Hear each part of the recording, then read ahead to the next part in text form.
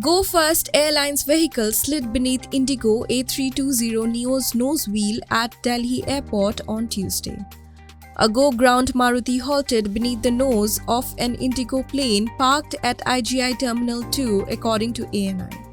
It was an IndiGo flight 6E2022 Delhi to Patna.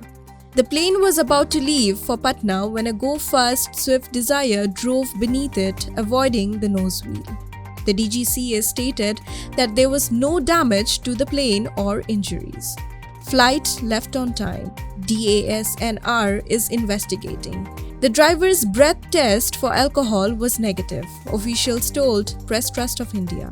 No plane damage or injuries were reported. IndiGo and Go First didn't react to the Press Trust of India's request for comment.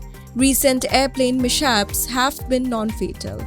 The DGCA says airlines don't have enough qualified workers to correct defects and are using a provision that allows flights even with damaged equipment that doesn't threaten the airworthiness. Airlines are also incorrectly identifying the source of difficulties according to the report.